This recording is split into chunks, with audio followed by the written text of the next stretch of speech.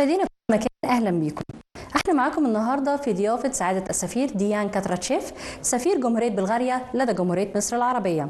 لقاءنا اليوم هيكون عن اهم المحطات الدبلوماسيه لسعاده السفير وايضا عن دوله بلغاريا، فابقوا معنا وتابعونا.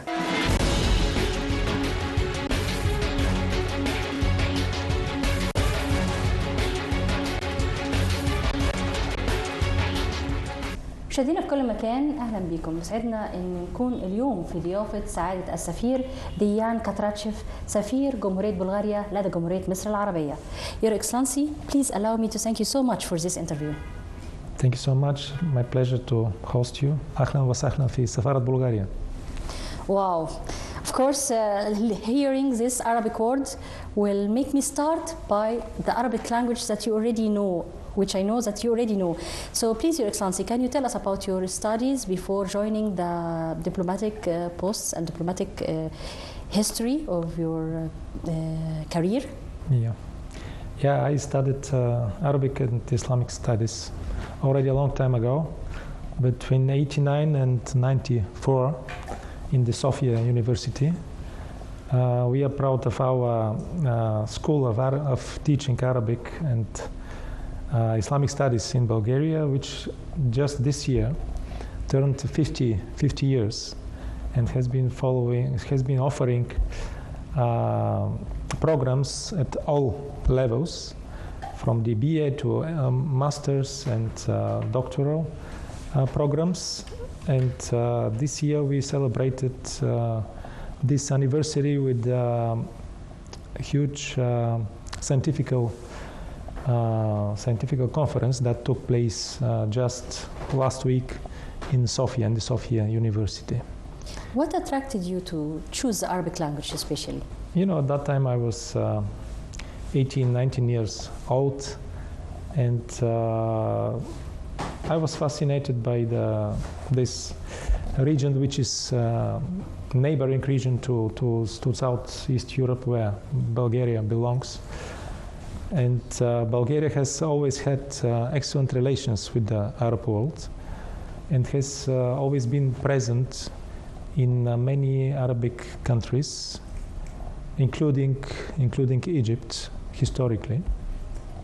So this is what attracted me to study Arabic language, although at that time I didn't have a lot of idea what journey I will have to start, but it was worth it, and I'm really very satisfied. Now I have the rare chance to be an ambassador to Egypt, which is the country which is central and very representative of the Arab world, and it's really a rare chance to be here, and I'm enjoying very much my term here.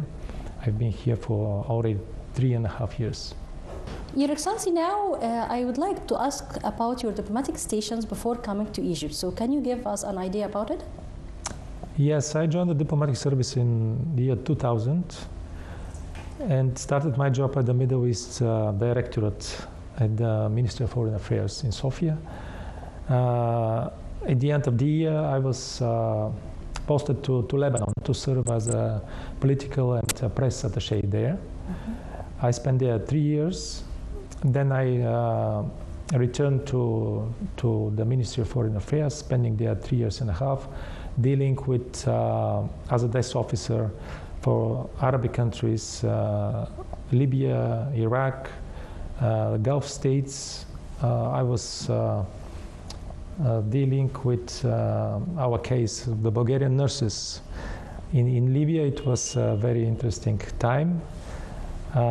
And then in the year 2007, I was posted to serve as a first secretary at our embassy in Berlin, Federal Republic of Germany. After serving there 3.5 years, I went back to the capital, to the department dealing with the Americas, North America. Especially, I was head of the division for the United States and Canada. after 2 years, I was posted to our embassy in Washington, D.C., where I served there for 2 years as a counselor, and then 3 more years as a deputy head of mission. I was dealing with our bilateral dialogue and relations with the United States, which is obviously very important relation for Bulgaria as a strategic partner to the United States. Then I returned to the Ministry of Foreign Affairs. This is the normal diplomatic cycle, where I headed the division for Middle East for a year and a half, Middle East and North Africa. And then I was promoted to become the director for Southeastern Europe, which is the most important region for Bulgaria. This is the region where Bulgaria belongs. It was an extremely interesting and important time for me, and it was very intensive work with all the neighboring countries and the countries in the region. Then I was promoted to become an ambassador to the Arab Republic of Egypt, which was always somewhere in my mind, in my dreams, and now these dreams fortunately comes true.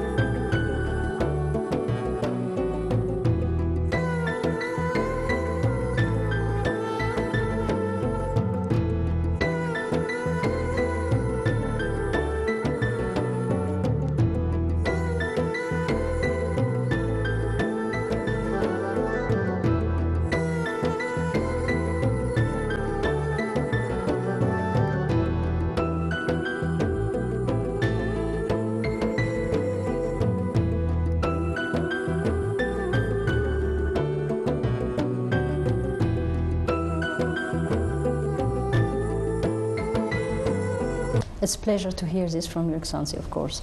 So now also I would like the people to know more about Bulgaria by telling us more information about the geographic location of the country and the beautiful nature that distinguish the country of Bulgaria.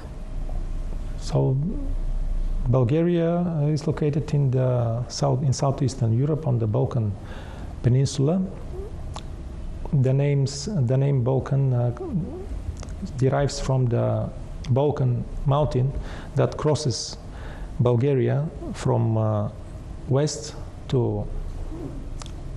western part of the country to the Black Sea. And Bulgaria has a very, very diverse nature and natural landscapes. We are proud of the beauty of our country, and we consider it, of course, as the most beautiful country in the world.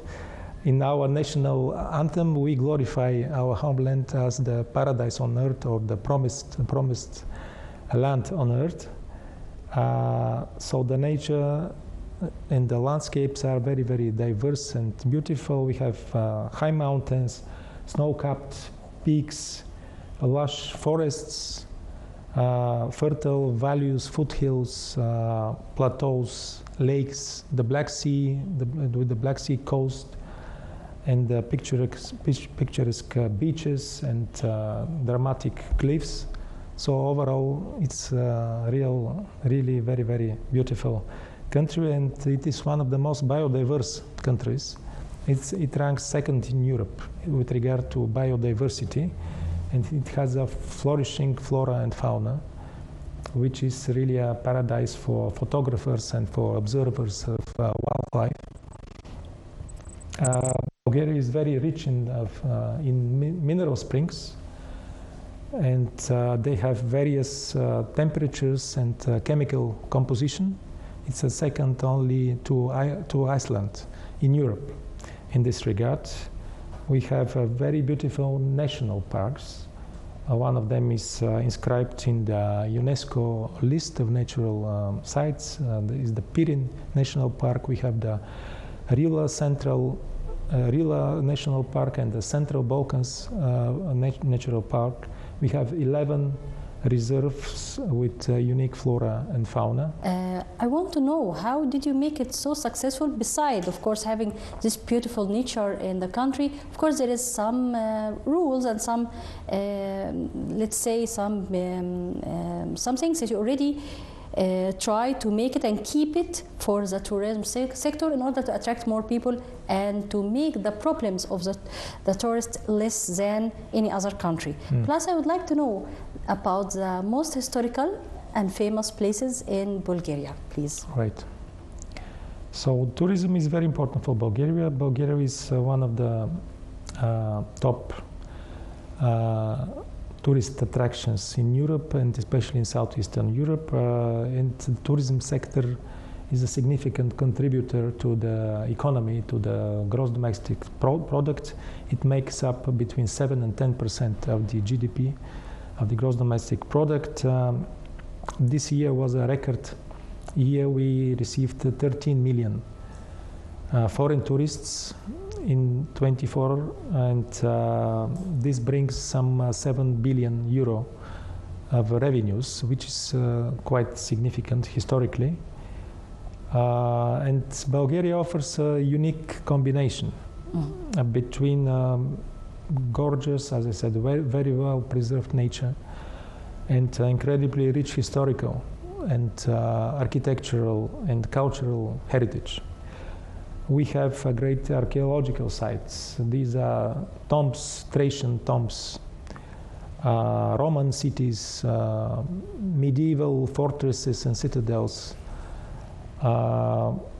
We have great architectural and cultural reserves and ethnographic reserves. We have very well kept and preserved artisanal villages in our country, remarkable churches, monasteries, mosques, synagogues, and we take proud of our winter and seaside resorts. Basically, it's a destination for all season.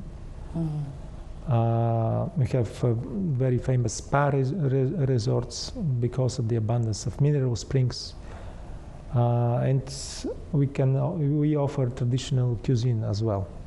And Bulgaria ranks third in Europe for cultural and architectural and historic heritage sites, just next to Italy and Greece. That's very great to and hear. So we have some 40,000 registered historic monuments. Okay. So very emblematic for our country are the 10 sites that are listed in the UNESCO lists of World Heritage Sites.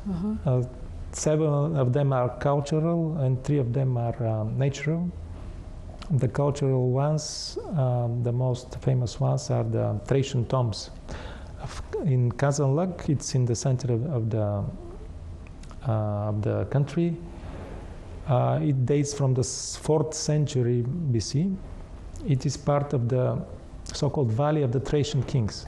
We have also our Valley of the Kings in Bulgaria from the Thracians, from the Thracian a people that inhabited our lands in the ancient times, between 4,000, since the fourth millennium BC. Bulgarian lands have been inhabited since the earliest historical times, and Bulgaria Bulgarian lands have always been at crossroads between Asia and Europe, conquered, influenced, governed by all kinds of different civilizations and cultures. Bulgarian people descend from peoples of different origins. Main ethnic elements that blended to form the ethnicity of the modern Bulgarians are the Thracians, the Slavs that came in the 7th century, emigrated to southeastern Europe, to the Balkans, and the Proto-Bulgarians. They settled also in the 6th to 7th century to our lands. In 681, they established the first Bulgarian state. In the English language, literature and historiography, it is referred to as the first Bulgarian Empire. This makes Bulgaria the oldest state in Europe. And it thrived, the first Bulgarian state thrived for more than 300 years. Then it was conquered by the Byzantine Empire for almost 200 years. In 1185, it was re-established with the second Bulgarian state that lasted until 1396, and then it fell to the Ottomans. And the third Bulgarian state was established in 1878. And very representative for Bulgaria, which distinguishes Bulgaria as a country from the other European countries, is the long-standing literal, cultural, and educational tradition. It was linked with the adoption of Christianity in 864, and then the creation of the alphabet. It is linked to the mission of the Saints Cyril and Methodius, the missionaries of Christianity. They had the mission by the emperor of the Roman Empire, of the Eastern Roman Empire, to spread the Christianity in Eastern Europe. They devised, for this reason, the glagolitic alphabet, glagolitic script. They translated the Bible and the Gospel and the Holy Books, and they spread it to the Eastern European peoples. Then, after their mission finished, and after their death, their disciples were welcomed by the kings of the first Bulgarian state. Their heritage was preserved. They supported them to establish centers of learning in our capital, Preslav, and in Ohrid, where they devised, on the basis of the Old Bulgarian language, the Cyrillic alphabet, named after the Saint Cyril. And this is how they introduced the new script to Bulgaria, the Old Bulgarian language. Based on the Old Bulgarian language, it became the official language. It replaced the Greek language in Bulgarian and became official in the First Bulgarian Empire.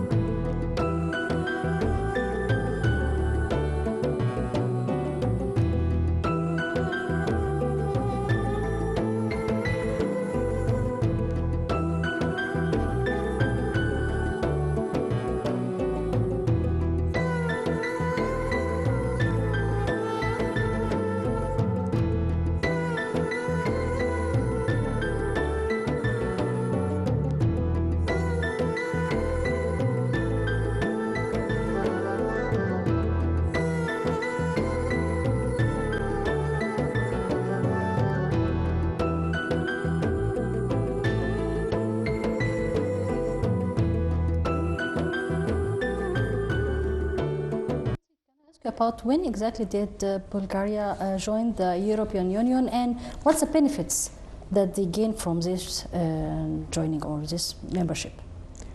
Bulgaria joined the European Union in 2007. It was a long process. Since '89, our state has been transforming, and we were in a long and very difficult transition. We had to change our legislation. We had to perform economic structural reforms to put the basis of our economy on a market principle. It took decades. It was a struggle by the government, by the Bulgarian people. And in 2007, we managed to access the European Union, which is the most successful peace project in Europe ever. 3 years before that, we joined NATO in April 2004. Then on the 1st of,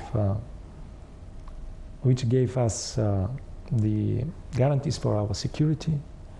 1st of January 2007, we joined the European Union, and we consider it as the greatest historical achievement for Bulgaria in the recent history of Bulgaria. Due to our membership in the European Union, this means that we are a member of the big union of the free nations, having free economies, democratic political system, respect of human rights, and of course economic prosperity. Bulgarians have never lived better historically in their history. Your Excellency, thank you so much for having us today, and it was a pleasure having all this information that you shared with us about Bulgaria. It was my pleasure. It's always a pleasure to host journalists and to speak about Bulgaria and Bulgarian-Egyptian relations. Of course, sure. We'll have another episode to talk and time to talk about the Egyptian-Bulgarian relations. مشاهدينا في كل مكان، وبكده انتهى معكم لقائنا، وكنا في اليوم في ضيافة سعادة السفير ديان كاترشيف، سفير جمهورية بلغاريا لدى جمهورية مصر العربية. بتمنى ان تكونوا تابعتوا معنا اللقاء وكل المعلومات اللي احنا تناولناها عن الدولة داخل هذه الحلقة، وان شاء الله في حلقة قادمة نتحدث فيها عن العلاقات المصرية البلغارية، فتابعونا والى اللقاء.